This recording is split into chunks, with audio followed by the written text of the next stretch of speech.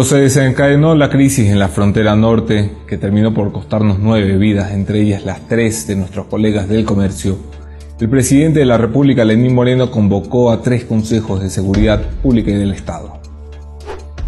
El Consejo de Seguridad Pública y del Estado es la máxima instancia de decisión sobre nuestra seguridad nacional, y en esas mesas de crisis se sentaron, además del presidente, la vicepresidenta, la presidenta de la Asamblea Nacional, la presidenta de la Corte Nacional de Justicia, los ministros de Inteligencia, Interior y Defensa, los generales de las Fuerzas Armadas, el fiscal general y el contralor general. Son el alto Estado, los principales representantes de la institucionalidad, quienes dirigen el país, quienes juraron defendernos. Uno de ellos es un traidor. Yo soy Anderson Boscán y este es un nuevo informe especial de La Posta.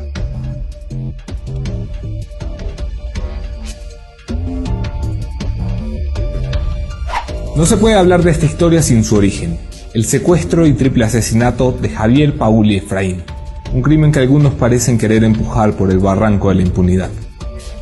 No se explica de otra forma porque el Estado está más empeñado en hacer lobby para echar abajo las medidas cautelares de la CIDH que le obligan a responder, que en impulsar aquí en el país una investigación que arroje respuestas, o en defender su impoluta reacción ante la crisis en lugar de reconocer sus evidentes contradicciones públicas, muchas de ellas graves.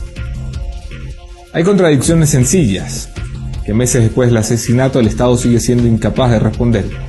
Decirle al país, por ejemplo, si el secuestro fue en la mañana, como decían al principio, o en la tarde, como dijeron después. Si las claras amenazas de los narcoterroristas antes del secuestro fueron conocidas solo por los que whatsappeaban con Guacho o por el mando unificado de la Policía Nacional. Si la decisión de dejar pasar los equipos del comercio y el telégrafo a una zona peligrosa y restringida tenía sentido luego de que habían mandado a sus casas, por el mismo sendero en el que vinieron, a otros periodistas de otras casas editoriales. Pero la más grave de las contradicciones es la más sensible, también irresuelta. A meses de la crisis nadie tiene realmente la respuesta a si el Estado hizo, como prometía públicamente, todo lo que estuvo a su alcance para traer con vida a los 3 periodistas. Claro, fue una crisis. Claro, el gobierno no apretó el gatillo. Y claro, ni el presidente, ni los ministros, ni ninguno de nosotros hubiera querido jamás enfrentar una situación así. Pero las obligaciones del Estado no admiten matices ni peros. El 26 de marzo del 2018, el día del secuestro, los familiares recibieron la noticia en una reunión en el ECU 911, donde estuvieron presentes el secretario Juan Sebastián Roldán, el entonces fiscal Carlos Bacamancheno, el entonces ministro del Interior César Navas, el entonces general Ramiro Mantilla y miembros de la UNACE. Les aseguraron que el Estado haría todo lo posible para traerlos con vida y que cualquier decisión sería consultada con ellos. Una fuente estatal de alto nivel bajo condición de anonimato aseguró a La Posta que esta promesa no fue solo una promesa, que en los días posteriores, en el despacho del entonces presidente de la Judicatura, Gustavo Yaik, se reunieron con él Bacamancheno, Navas y la entonces ministra de Justicia, Rosana Alvarado. Digresión aquí, qué bestia, ya no nos queda ni un correísta de los que teníamos en primera fila del Estado. Durante la reunión decidieron la vía para satisfacer la exigencia de Guacho. Los 3 miembros de la organización criminal detenidos en Ecuador recibirían una sentencia express y menor, con procedimiento abreviado, y luego un indulto del presidente de la República que permitiera el canje. Todos allí estuvieron de acuerdo, aseguró nuestra fuente.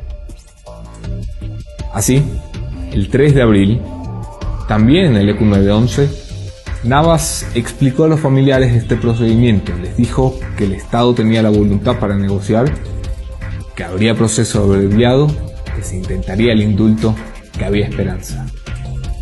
El 4 de abril la curia pidió públicamente al gobierno que aceptara el canje y negociara por la vida de nuestros colegas. El 5 de abril el presidente de la República habló por primera vez sobre el tema y prometió todos los esfuerzos. Eso incluía una negociación. El 7 de abril, en una nueva reunión con los familiares, Navas aseguró nuevamente que la negociación estaba en marcha, que todo estaba bajo control, que se estaban haciendo las pruebas de vida de los 3 que pedía el Guacho. Lo que no decía es que los narcoterroristas no veían bajo control esa mañana las cosas. Uno de los chats de la negociación a los que este medio tuvo acceso sí lo demuestra. Esta es la graficación hecha por la posta del intercambio entre el secuestrador y el negociador, omitiendo las faltas ortográficas.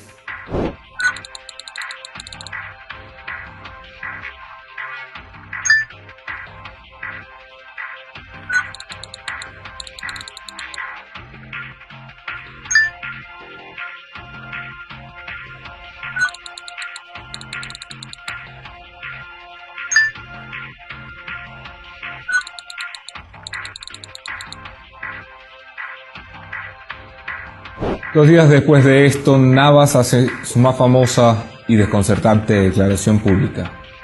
No estamos negociando. El ministro del Interior, César Navas, asegura que no hay negociación para la liberación de los periodistas de Diario El Comercio secuestrados hace 15 días. Yo le puedo decir, no estamos en ningún proceso de negociación, es claro, estamos analizando. Finalmente, el 12 de abril, las fotos de nuestros colegas victimados circulan, aunque el gobierno necesitaría 18 horas más para admitir públicamente lo innegable, que habían fracasado todos los esfuerzos. ¿A qué viene todo esto? ¿A qué viene el recuento? A que la postura pública y privada del gobierno ante la prensa, los familiares, los políticos y el país fue siempre la misma. La negociación estaba en marcha, el gobierno estaba dispuesto a ceder por esta vez con el canje y simplemente sucedió lo peor. Un audio del presidente Lenín Moreno, en privado, pone en duda la postura que públicamente asumió su administración. Se trata de un material remitido por una fuente no identificada a este medio de comunicación. Son 45 segundos, son 97 palabras, y hablan por sí solas. Muchísima pena por todas aquellas muertes que puedan venir después de esta situación, pero creo que estamos claros de que nosotros no podemos tener un Estado arrinconado. Yo creo que el principio elemental de dignidad de un pueblo, de una ciudadanía, de un gobierno y de un Estado va bastante más allá que la vida de una o de unas pocas o algunas personas. Con todo respeto para la vida de ellas, pero yo creo que la dignidad de un Estado va bastante más allá que eso. Por favor, les voy a rogar que den sus opiniones. Son palabras, aseguró la fuente anónima en su único contacto con este medio de comunicación, pronunciadas durante un Consejo de Seguridad Pública y del Estado. Esa declaración, han confirmado dos fuentes presenciales del COSEP a este medio, corresponde al presidente de la República ante el secuestro de nuestros colegas. Ese párrafo merece una explicación, o varias. Un Estado sin duda tiene derecho a decidir la no negociación con un grupo de terroristas y narcotraficantes. Es su legítimo derecho. A lo que no tiene derecho un Estado es a mentirle a las familias, a la prensa y al país. Un Estado no tiene derecho a sostener una postura en público y otra en privado. Y un Estado, señor presidente, no puede enterrar bajo un manto de impunidad todas las omisiones y falta de respuestas. Si esas son las posturas que el Estado resolvía en el COSEP, se entiende entonces por qué negaron la petición de los familiares de las víctimas el 20 de agosto de este año, cuando pidieron que se les entregaran las actas de lo que allí se resolvió. Y negar, en realidad, es ser buenistas con su gobierno y sus ministros. La carta de las familias, contestada por el ministro del Interior de la época, Mauro Toscanini, sirvió para pelotearlos y pedirle que toquen la puerta de otro ministerio. Se trataba de la cartera de defensa, aún a cargo del general Osvaldo Jarrín, quien no ha tenido siquiera la delicadeza, sensibilidad y decencia de responder. Así es como cumplen su palabra, de toda la verdad. Así es como cumplen con la desclasificación de la información para darle paz a las familias. También vale esto la dignidad del Estado, más allá de unas pocas vidas. El país merece una respuesta, las familias merecen la información y la memoria de nuestros colegas merece un Estado que la honre. Pero este tema ya no es solo sobre Nos faltan tres. La reportería de la Posta es capaz de situar estas declaraciones suyas, presidente, en uno de los COSEPE.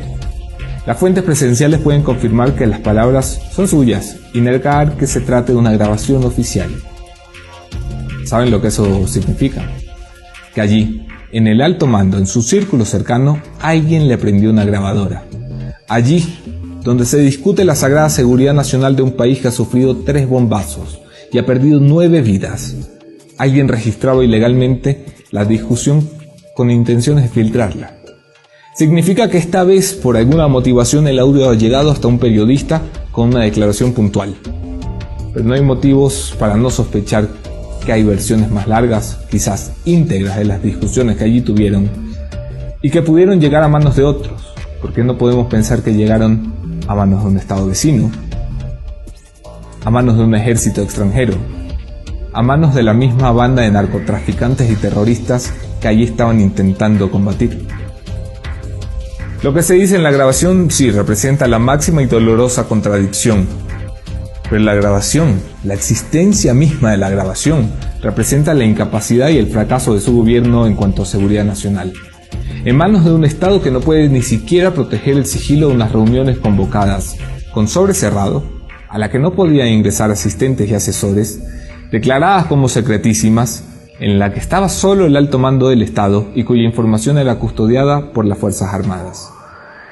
Ese Estado que no puede proteger una reunión es el que va a proteger a 16 millones de ecuatorianos.